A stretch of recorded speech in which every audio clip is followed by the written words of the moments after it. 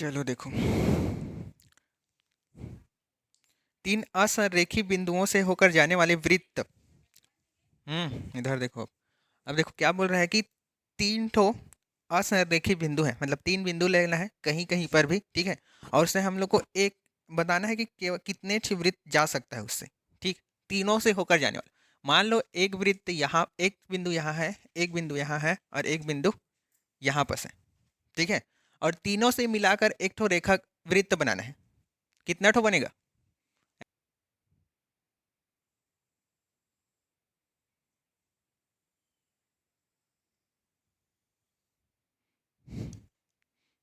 ठीक है, कितना ठो वृत्त बना सकते हैं ऐसे? एक रेखा तीन ठो बिंदु से, तीनों से जाना चाहिए, ठीक है। चलो बताओ कितना बनाएंगे, कहाँ से मिलाऊं? एक तो हो गया, और कहाँ से ले जाऊं? यहाँ से? किधर ले जाऊं? हाँ, तीन बिंदु अगर दिया है, ठीक है, कहीं कहीं पर भी, यहाँ यहाँ यहाँ, तो इससे सिर्फ कितना वृत्त बनाया जा सकता है?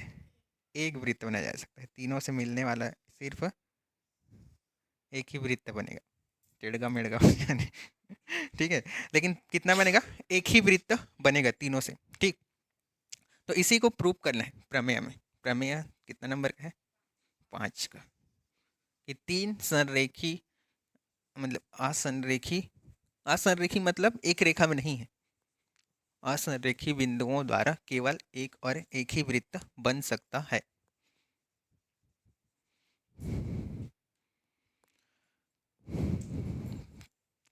प्रमेय 5। चलो, कथन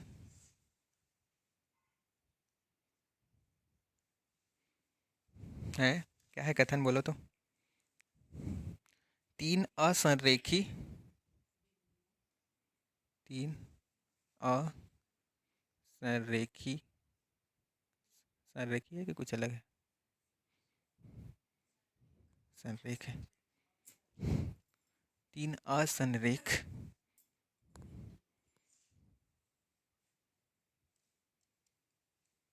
बिंदुओं से होकर एक और केवल एक और केवल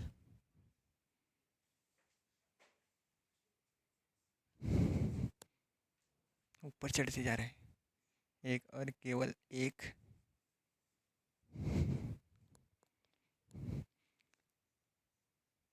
वृत्त खींचा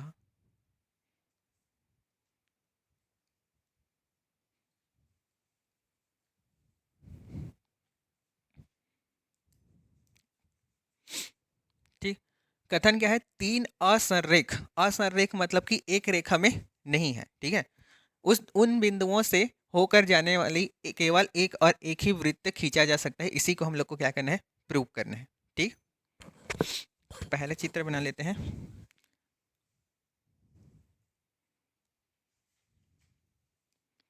ये एक वृत्त है, इस वृत्त में तीन अलग अलग जगह में क्या है?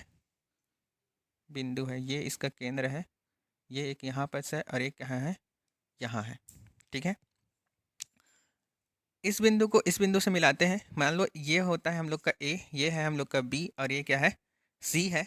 और इसके बीच में एक बिंदु है जो क्या है? हम लोग का ओ है, वृत्त का केंद्र है, ठीक है। ए को बी से मिलाओ और बी को सी से मिलाओ। अब यहाँ से ये इसको ओ से मिला दो, इसको भी ओ से मिला दो और इसको भी क्या किससे मिला देते हैं? ओ से मिला देते हैं। मतलब ए बी सी तीनों को ओ से मिला दिए, ठीक। अब हम लोग को ये जो ए बी है उसमें एक लंबार्धक खींचना है।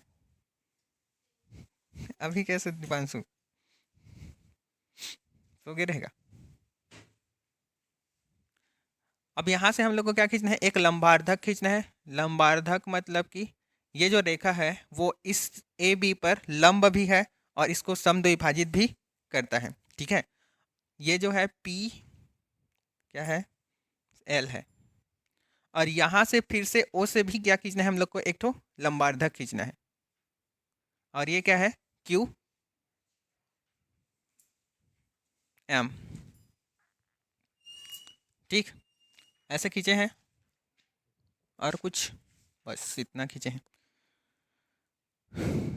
सिद्ध करना है कि ए बी सी द्वारा केवल एक ही वृत्त बन सकता है हम लोग को। ठीक है, यही प्रूव करना है हम लोग को।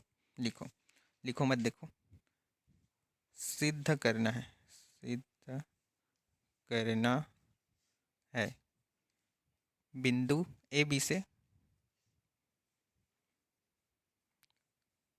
बिंदु ए बी सी से केवल और केवल एक वृत्त खींचा जा सकता है, यही प्रूव करना है। जा सकता है। ठीक है, दूसरा है, अब हम लोग को रचना करना है, जो जो इसमें रचना किया है उसी को लिखना है। रचना, ए को बी से तथा बी को सी से मिलाइए।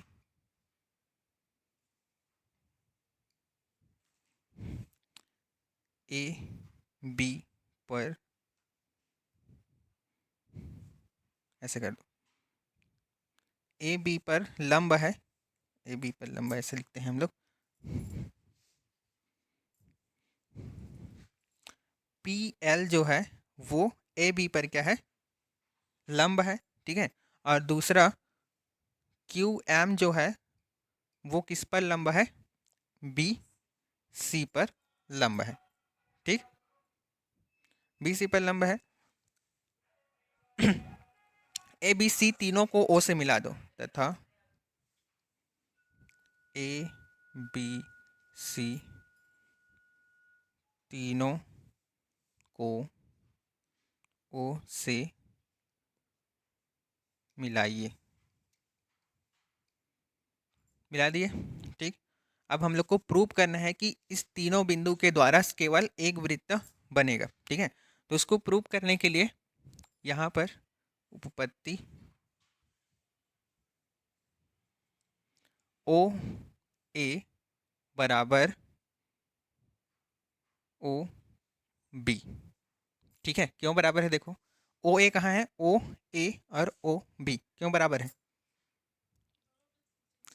देखिए, त्रिज्या हम लोग को प्रूव करना है, अभी हम लोग नहीं जानते कि इससे एक वृत्त बनेगा कि नहीं बनेगा। ठीक, तो हम लोग इसको बराबर प्रूव करने के लिए क्या करते हैं, ये जो ए बी रेखा है, ठीक है, उस ए बी रेखा में एक लंब समद्विभुज भाजक खींचा है, कौन सा, पी एल।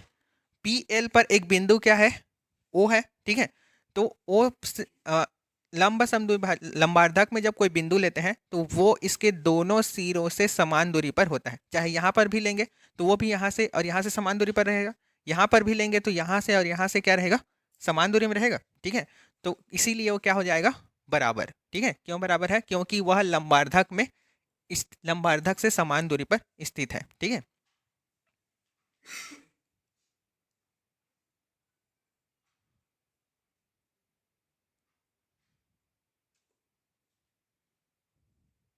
लंबार्धक से, लंबार्धक में स्थित है।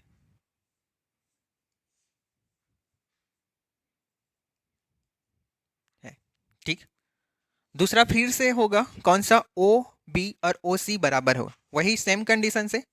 ओ क्योंकि ओ बिंदु ए बी के किस में है, ओ बिंदु A B, A C B C के लंबार्धक में स्थित है, अतः ओ बी बराबर ओ सी। ओके, तो देखो ओ ए बराबर है ओ बी का और ओ बी बराबर है ओ सी का, तो ये तीनों आपस में क्या हो जाएंगे, बराबर हो जाएंगे। इसलिए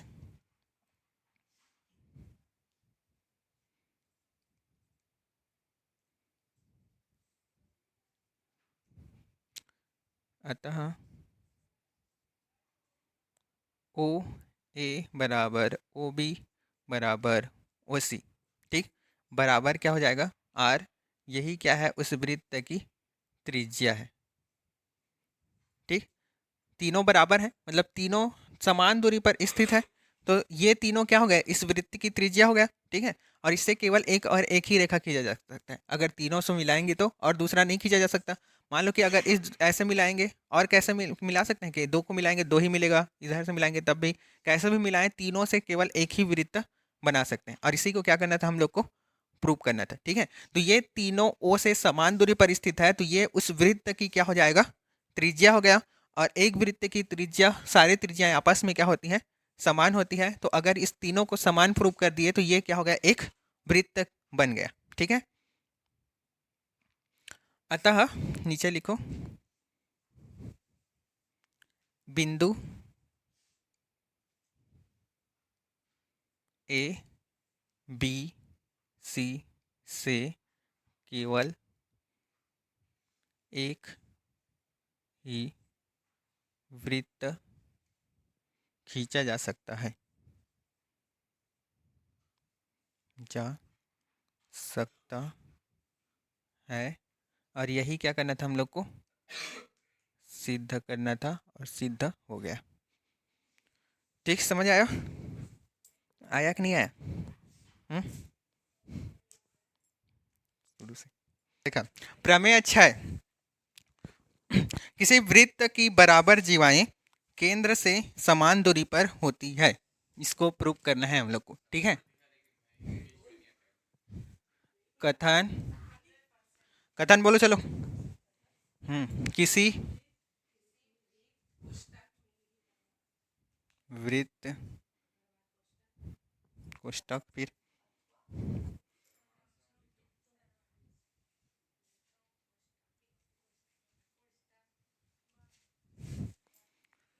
सर्वांग सम वृत्तों की बराबर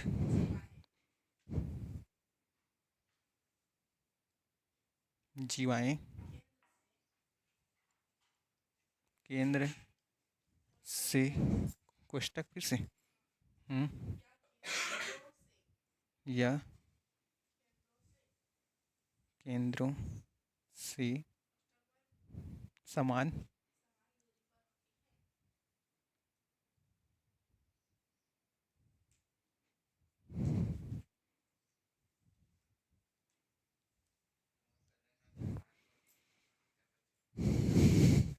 चलो देखा, किसी वृत्त या सर्वांग समवृत्त। ठीक है, सर्वांग समवृत्त मतलब दोनों वृत्त क्या रहता है, समान ही रहता है ना, उसकी त्रिज्याएं समान होती है। तो किसी वृत्त या सर्वांग समवृत्त की बराबर जीवाएं केंद्र से बराबर दूरी पर होती है, इसी को प्रूव करना है हम लोग। ठीक है, तो चित्र, ये एक क्या है हम लोग का, वृत्त है। ठीक है, इस वृत्त का ये क्या है, केंद्र है। और दोनों तरफ एक समान जीवाएं लेना है, मतलब समान लंबाई का क्या है, एक तो जीवा है। ठीक है, दोनों की लंबाई समान है। ये क्या है, ओ है, और ये वाली जीवा क्या है, ऊपर वाला पी क्यू है, और नीचे वाला क्या है, आर एस है। ठीक है, हम लोग को क्या प्रूव करना है, ये जो दूरी है ओ से यहाँ तक की, और ओ से यहाँ तक की, दोनों क्या है, समान दूरी में स्थित है केंद्र से। यही क्या करना है हम लोग को, प्रूव करना है। ठीक है, तो इसको मान लेते हैं, क्या क्या दिया, एल मानते हैं इसको, और इसको मानते हैं एम। तो ओ एल बराबर है ओ एम से। ठीक, यही हम लोग को करना है। तो सिद्ध करना है, सिद्ध करना है ओ एल बराबर है ओ एम के। ठीक है, इसी को क्या करना है, सिद्ध करना है। रचना करो, रचना, पी को ओ से मिला दो, और आर को भी ओ से मिला दो। ठीक है, पी को ऐसे करो, पी और आर को ओ से मिलाइए। मिला लिए। अब मिलाने के बाद हम लोग को दो ठो त्रिभुज प्राप्त हुआ। कौन कौन सा दो ठो त्रिभुज प्राप्त हुआ है? ओ एम आर और ओ एल पी। ठीक है, दो त्रिभुज प्राप्त हुआ। क्या दिया है इसमें हम लोग को? पहले से दिया है P Q equal to R S. पहले से दिया है क्वेश्चन में कि बराबर जीवाएं हैं बोल के, और दोनों जीवा हम लोग का ये दोनों है तो बराबर है ये। ठीक है, पहले से दिया है। अब क्या करना है? उपपत्ति। उपपत्ति उपपत्ति करने के लिए पी क्यू बराबर है आर एस के। क्यों बराबर है? दिया है। ठीक है, दोनों तरफ 1/2 का गुणा कर दो, तो 1/2 पी क्यू बराबर 1/2 आर एस। ठीक, 1/2 पी क्यू इक्वल टू क्या होगा? आधा पी क्यू का आधा क्या है? पी एल है। ठीक है, तो इसलिए 1/2 पी क्यू के जगह क्या लिख सकते हैं? पी एल लिख सकते हैं। ठीक है, तो यहाँ पर क्या हो जाएगा? पी एल इक्वल टू इधर क्या हो जाएगा? R M. ठीक है, आर एम भी क्या है? पी एस का आर एस का क्या है? आधा है। ठीक है, तो इसलिए आधा हो गया। अब हम लोग को P O P equal to O P. हाँ, O P equal to O R. क्यों है ये बराबर? क्योंकि ये क्या है? त्रिज्या है दोनों वृत्त की। ठीक है, त्रिज्या है, इसलिए दोनों क्या हो जाएगा? बराबर हो गए। ठीक है, अब यहाँ पर देखो ये जो है इस पर लंब होता है। ठीक है, तो आर एम ओ और पी एल ओ दोनों क्या है? 90 अंश का है। तो क्या हो जाएगा? दोनों बराबर कोण P L O equal to कोण R M O equal to 90 अंश। अब ये दोनों त्रिभुज है, कौन कौन सा त्रिभुज? यहाँ पर लिखना था लेकिन हम लोग को त्रिभुज पी एल ओ और त्रिभुज आर एम ओ में दोनों त्रिभुज क्या हो जाएगा? सर्वांग सम होगा। त्रिभुज पी एल ओ सर्वांग सम है त्रिभुज आर एम ओ के कौन से प्रमेय से? भुजा कोण भुजा से होगा ना। ठीक है, दो ठो भुजा को बराबर प्रूफ किए हैं हम लोग। ये दोनों भुजा बराबर है। ठीक है, और एक ठो किसको प्रूफ किए हैं? कोण को। इसलिए क्या हो जाएगा? भुजा कोण भुजा से ये दोनों सर्वांग सम प्रूफ हो गए। अब सर्वांग सम त्रिभुज का संगत भुजाएं क्या होती है? समान होता है। ठीक है, तो इसलिए क्या हो जाएगा? ओ एल बराबर ओ एम हो जाएगा। ठीक है, अतः ओ एल बराबर ओ एम। और यही क्या करना था हम लोग को? सिद्ध करना था कि जीवाएं समान दूरी पर स्थित होता है। ठीक है, तो हो गया समान दूरी पर स्थित, सिद्ध हो गया।